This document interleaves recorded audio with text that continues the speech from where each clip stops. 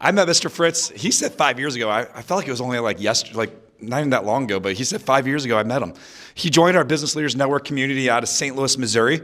And at the time, we were hosting a lot of in-person local like networking things. And my sister and my family who all live in St. Louis was doing something at a restaurant. He just kept showing up and making friends. Like, all right, who is this guy? And I got to know him pretty well. He shows up to every single call, shows up to every meeting, travels to a lot of our events, and he just always says yes, Grant. So he always says yes and show up. But he's been more for me than I think he even realizes. He helps facilitate a lot of our BLN calls. He helps keeps me grounded. He's there even when I want to vent and whine and something's like, oh man, what can I do to support you? The first person that wants to step up to really help me and saying, what can I do to help you? What can I do to support you? And he's always there to make an impact and difference for other people, even when he's struggling himself sometimes. He still shows up for others. I love this guy. So, but one thing that I really value about him is like he really tries to bring the best out of others through their voice, using the power of podcasting. I have not found someone that cares so much about helping others get their voice out there through podcasting than Michael Fritz. And so with that said, Mr. Fritz. He doesn't want to be called Fritzus. Mr. Fritz. All right.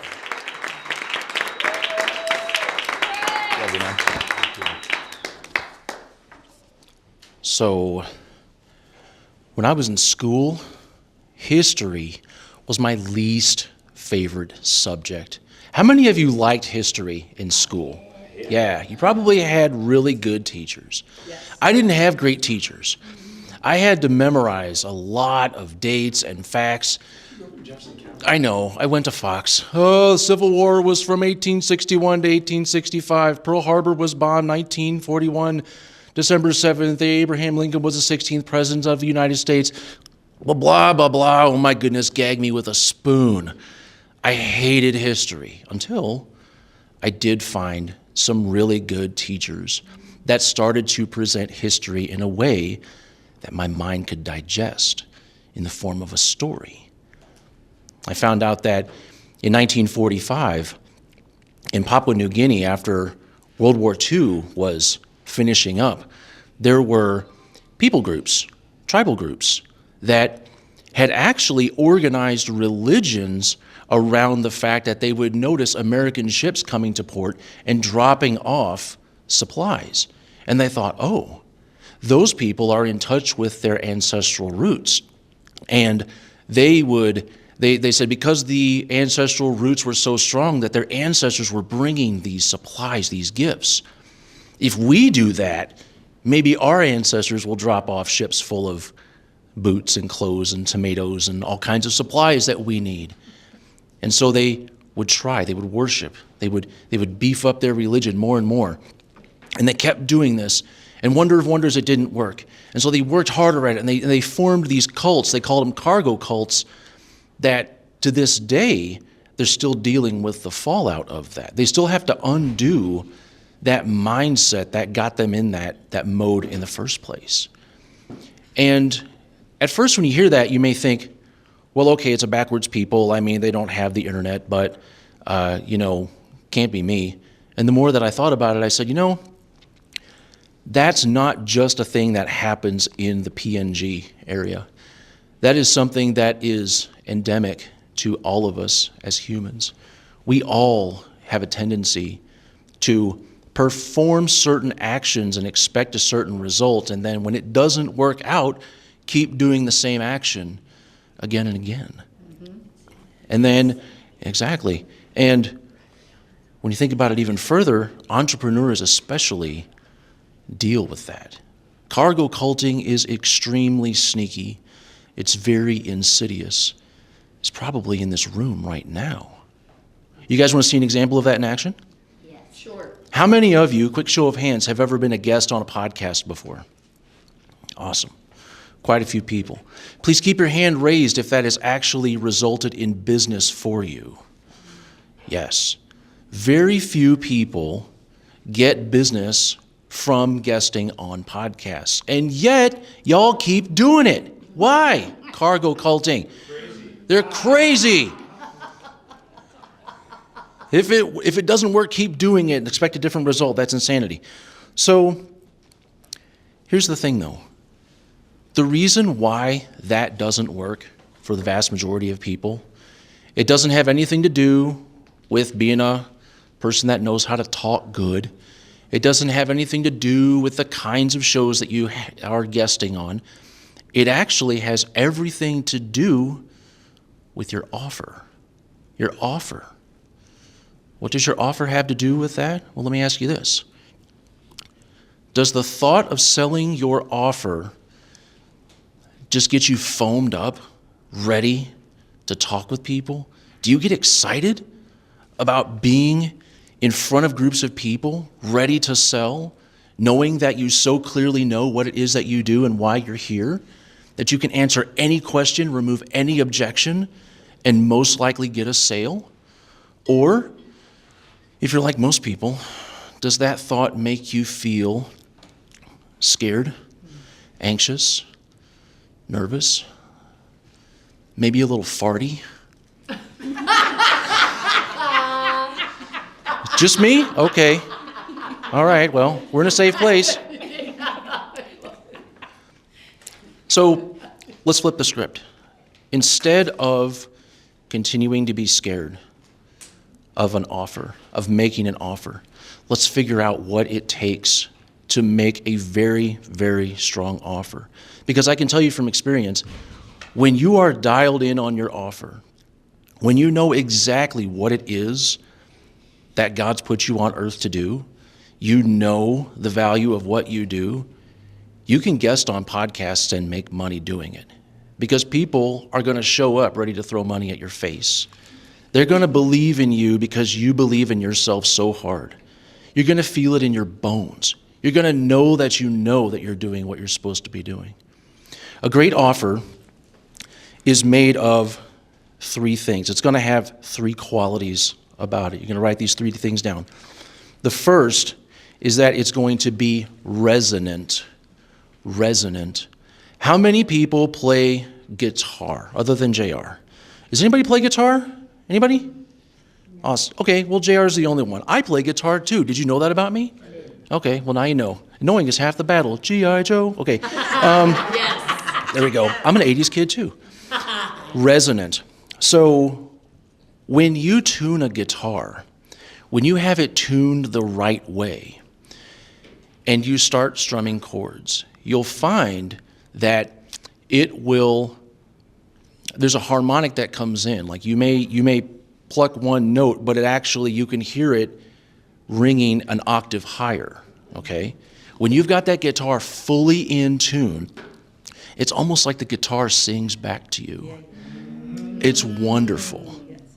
I'm usually in a hurry when I'm tuning my guitar, so that's only happened twice in my entire guitaring career. I'm an entrepreneur, girl. I got things to do. I got people to talk to, right? Enter the manure when you push. That's right. So when you think about your offer and how to make it resonant, it first starts with making sure that you are in tune with yourself. A lot of people don't have the self-awareness to know what is it that makes them tick. Why are they here? We're just kind of living life. We're trying to figure things out and trying things and see what works and do what works and don't do what doesn't, right? But if you really dig deep and figure out what your gifts are, if you deeply understand what your motivations are, why people gravitate towards you in the first place, what makes them buy from you, why are you a cool person? Why do you attract the kind of people that you attract? When you understand that and you tune yourself to what you are meant to do, you're going to feel it. You're going to feel it hard. And if you've never felt it before and you're wondering, well, how am I going to know if I'm resonating with myself? Bro, you're going to know. Like I said, you're going to feel it in your bones. And then you're never going to be able to go back, because going back to what you were before is going to feel disingenuous. Once you're locked in, you are in. And you are in tune. That's the first step.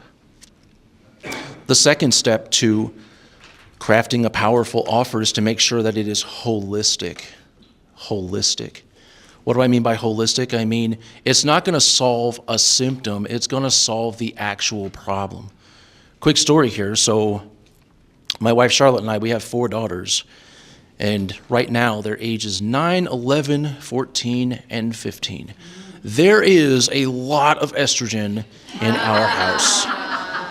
When I'm on Zoom, I'm like, I love being a girl dad, but thank God for a door. I can just, thank you, come again, closed for business. We gave it the office. And back when Serena, our 11-year-old, was 7 years old, she was really sick. Every day she'd wake up in the morning and she'd come out to the kitchen table and she looked, and I'm saying this, she looked like death warmed over. We were really scared for her life. We didn't know what was going on. She didn't want to eat breakfast. She didn't feel good. Her energy was just low. She would kind of blah on the couch, marinating. Didn't want to eat. And she had a gray color to her often. What the heck is going on? We did not know. Here's what we did know, though. We knew that if we went to a doctor, no hate on the medical establishment, we figured it wouldn't get fixed. It would at most get some medicine. Let's try this. Let's see what happens. Okay, that didn't work. Come back again. Try this. We knew it was going to take a long time. So we decided we needed to come at this holistically. We needed to visit a nutritionist. Fortunately, we know one. There's one that's been used by other members of our family for years. And we went and visited, and Sarah did the scan, and she said, okay, well, the scan is picking up that Serena has a parasite. In particular, she has a tapeworm. Okay, so what do we do about that? Well, here's a regimen.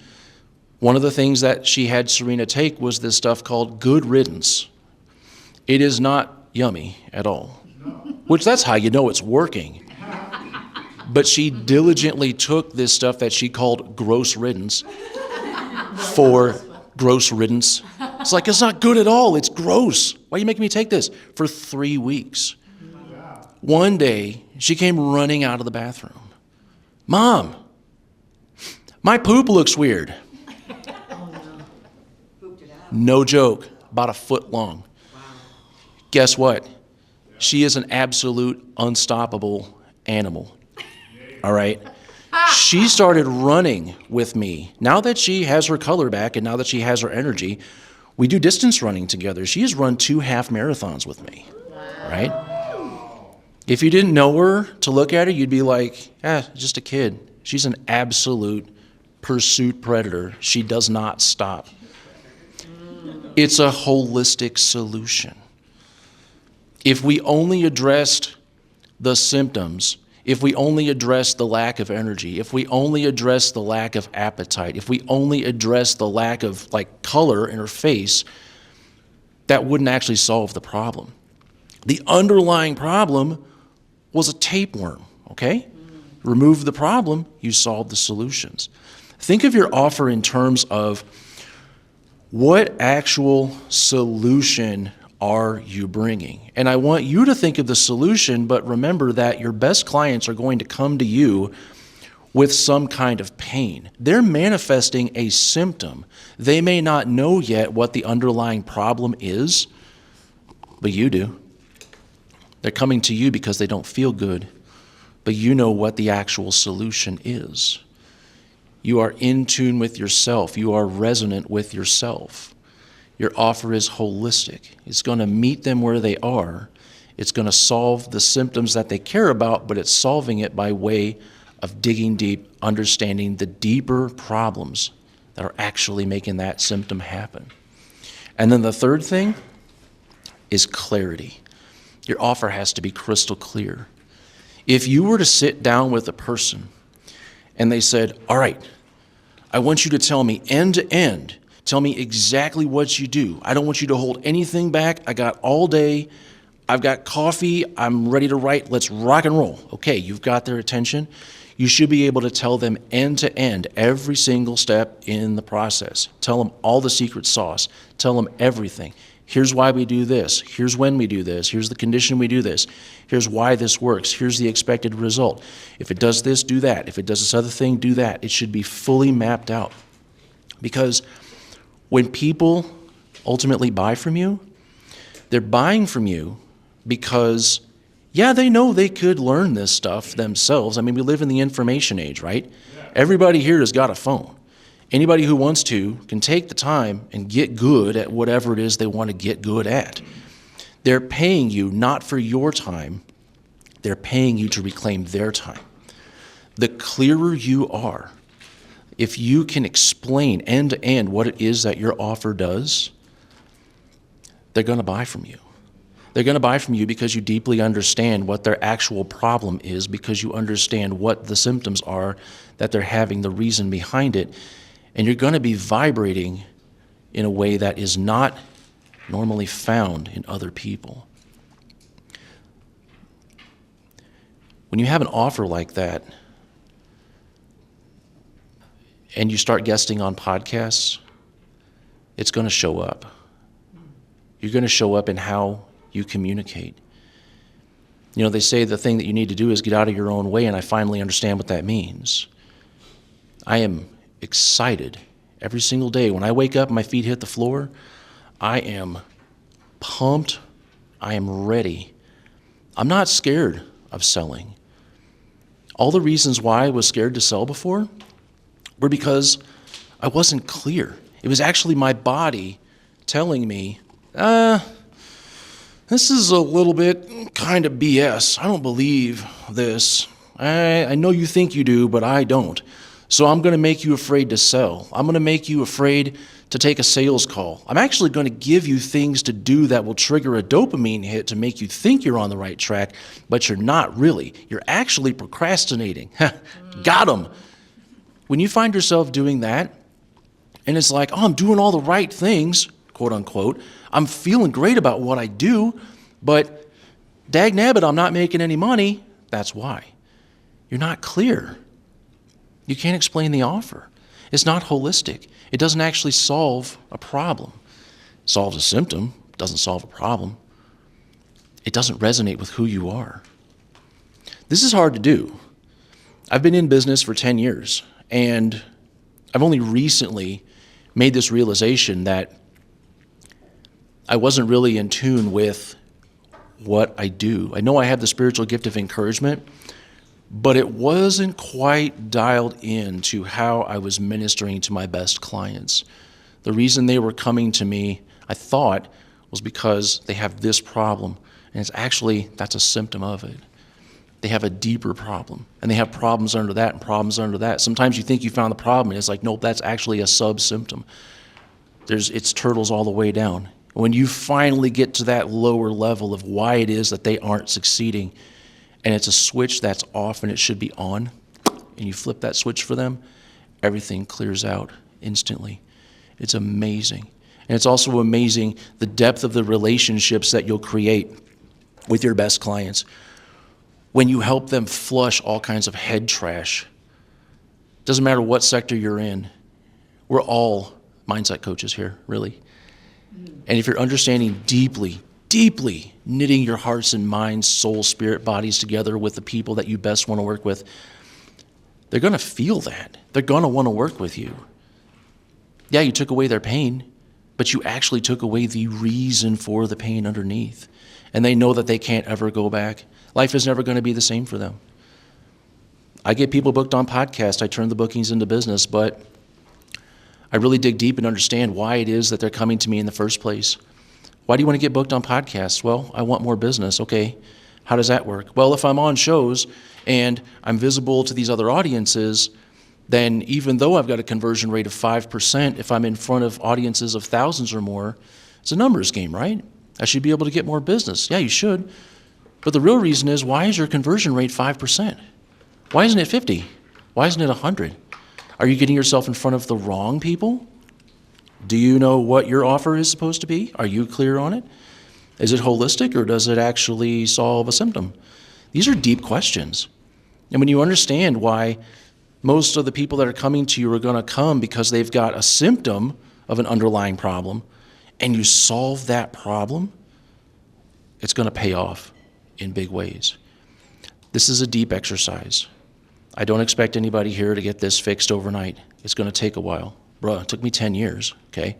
And I am a slow learner, so you all could probably learn it a little bit faster than me. But take a look. Understand yourself. What makes you who you are? What are the building blocks of you? Build your business around that. understanding what it is that people are actually coming to you about, what's the real reason, what's the pain, build your offer around that, you're going to do well. Thank you.